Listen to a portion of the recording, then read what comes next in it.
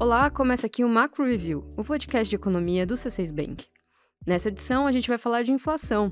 A inflação brasileira encerrou 2023 dentro do teto estabelecido para a meta. A meta, que é o alvo a ser perseguido pelo Banco Central para a variação de preços. Foi a primeira vez desde 2020 que o limite para o índice foi cumprido. Mas há um sinal de alerta no horizonte. Fatores que contribuíram para que a inflação fosse mais baixa em 2023 não vão estar presentes em 2024. Afinal, quais são os riscos para a inflação nos próximos meses e como que isso pode influenciar os rumos dos juros? A gente vai responder essas perguntas e vai falar também de mais dois temas: o retrato da inflação dos Estados Unidos em 2023 e o conflito que está acontecendo lá no Mar Vermelho. Nas últimas semanas, o ataque a embarcações comerciais que navegavam na região causou apreensão no cenário internacional. Fica aqui com a gente para entender melhor essa questão. Eu sou a Bianca Alvarenga. E eu sou a Thaís Andréa e hoje é 15 de janeiro de 2024. Vamos nessa?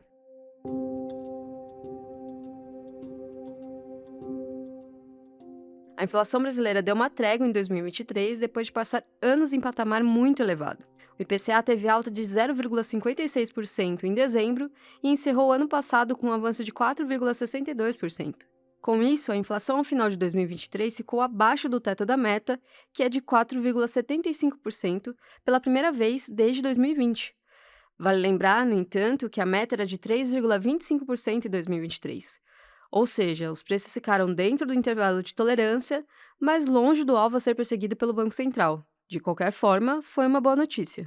Até metade do ano passado, o cumprimento da meta parecia improvável. A projeção dos analistas de mercado para o IPCA de 2023 chegou a ser de 6% em abril.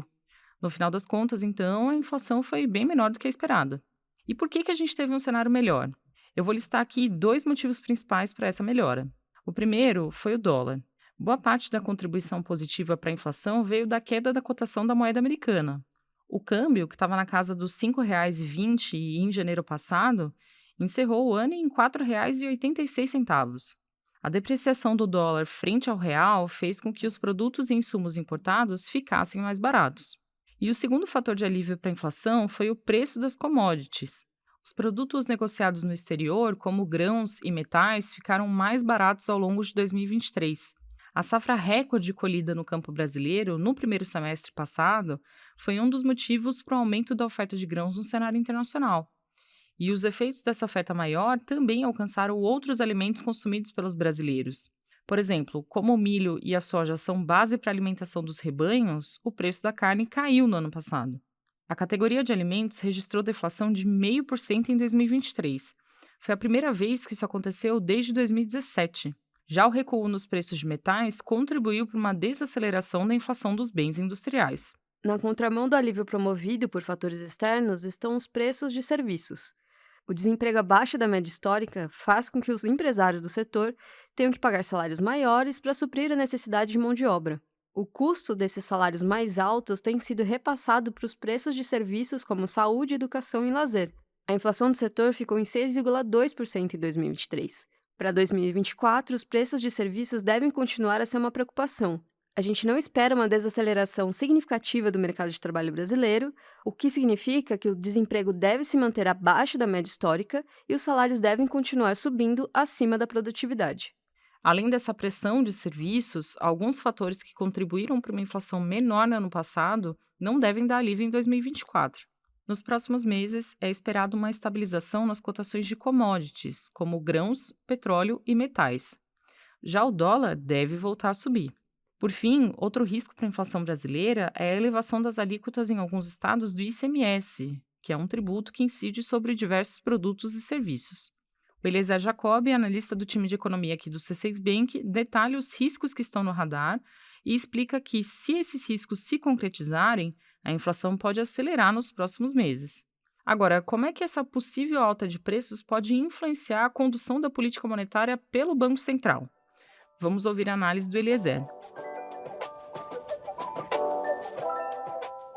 Bianca, como a gente já falou aqui agora há pouco, alguns fatores que puxaram a inflação para baixo em 2023 não devem se repetir neste ano. Os preços de alimentos, por exemplo, não devem mais recuar. O mais provável é que eles subam um pouco ao longo de 2024.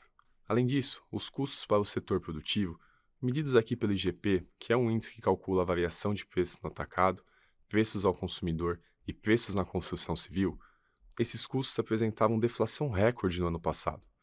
Isso tudo reflete a reorganização das cadeias globais de produção que foram prejudicadas durante a pandemia. Então, é improvável que essa ajuda se repita em 2024. O cenário, como um todo, ainda inspira cautela. São muitas incertezas no horizonte. A gente não espera que a inflação caminhará para a meta estabelecida pelo Banco Central, que é de 3% neste ano. Na verdade, segundo nossa projeção, o IPCA pode terminar o ano acima de 5%. Então, a gente está falando de uma inflação que pode voltar a ficar acima do limite do intervalo de tolerância da meta, que é de 4,5% em 2024. Não dá para dizer, portanto, que os preços estão em uma trajetória confortável. Por isso, a gente acredita que o Banco Central vai continuar com uma postura mais cautelosa nas decisões sobre a queda de juros no Brasil. Na última reunião, em dezembro, o Comitê de Política Monetária, o Copom, cortou a Selic em 0,5 ponto percentual e sinalizou que seguiria esse ritmo nas próximas reuniões. A gente acredita que o ritmo de cortes não vai aumentar até o fim do ciclo. Ou seja, não dá para dizer, por enquanto, que o Copom vai acelerar o passo para chegar a uma Selic menor. No nosso cenário, a taxa de juros deve chegar a 9,25% em meados deste ano e ficar estacionada nesse patamar até o final de 2024.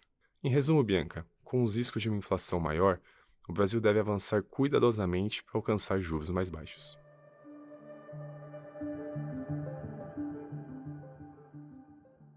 Nos Estados Unidos, a inflação também é uma preocupação. O CPI, que é o Índice de Preços ao Consumidor, acelerou para 0,3% em dezembro e encerrou 2023 com alta de 3,4%. Ao longo do ano passado, os preços de bens esfriaram e contribuíram para uma melhora do índice geral. A reorganização das cadeias produtivas no período pós-pandemia ajudou a normalizar a oferta de bens industriais e favoreceu um recuo do índice geral. Por outro lado, os preços de serviços, excluindo energia, avançaram 5,3% em 2023 e continuam a pressionar a inflação americana. Aqui é a mesma lógica do mercado de trabalho brasileiro atualmente. O desemprego baixo aumenta o custo da mão de obra e a renda maior das famílias pressiona a demanda. Nesse contexto, a inflação de serviços segue como a principal responsável por manter os índices de preços em patamar elevado também nos Estados Unidos. O núcleo do CPI, que exclui itens mais voláteis, como alimentos e energia, e que tem um peso relevante de serviços, esse núcleo acumulou alta de 3,9% até dezembro. Lembrando que a meta de inflação americana é de 2%. A julgar pelos números recentes, a inflação dos Estados Unidos parece estar se estabilizando em um patamar bem acima da meta. Os números, que indicam o mercado de trabalho ainda com forte demanda por mão de obra, também reforçam nossa percepção de cautela para os juros americanos. 2 semanas atrás, a ata do Federal Reserve evidenciou que os membros do Comitê de Política Monetária ainda estão preocupados com o nível da inflação. O documento mostrou que as discussões sobre corte nas taxas são bastante incipientes. Na nossa visão, os juros devem começar a cair apenas em meados de 2024 nos Estados Unidos.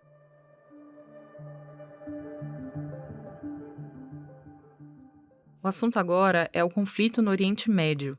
A guerra de Israel contra o Hamas ganhou novos desdobramentos nas últimas semanas. O grupo rebelde Houthis do Iêmen promoveu uma série de ataques a embarcações comerciais que navegavam pelo Mar Vermelho, em protesto contra o governo de Israel. Cerca de 15% do comércio global passa por essa rota, que liga a parte do Oriente ao Ocidente. Temendo novos ataques, diversas empresas passaram a evitar o Mar Vermelho e a adotar uma rota nova, muito mais longa, contornando o continente africano todo. O custo do frete marítimo chegou a subir mais de 150%. A maior reação do Ocidente ocorreu na semana passada. Ataques dos Estados Unidos e do Reino Unido a unidades do Houthis no Iêmen destruíram parte do armamento do grupo. Os bombardeios foram condenados pelo Irã, país que é acusado pelos americanos de apoiar os Houthis. Já a Rússia afirmou que vai pedir uma reunião de urgência no Conselho de Segurança das Nações Unidas para discutir o bombardeio no Iêmen. A crise no Mar Vermelho aumenta temores de uma piora na tensão no Oriente Médio, caso mais países se envolvam de forma direta ou indireta no conflito em Gaza. Dado que alguns dos maiores exportadores de petróleo estão nessa região, as cotações dessa commodity têm passado por forte volatilidade nas últimas semanas. Por ora, no entanto, os efeitos sobre os preços são limitados.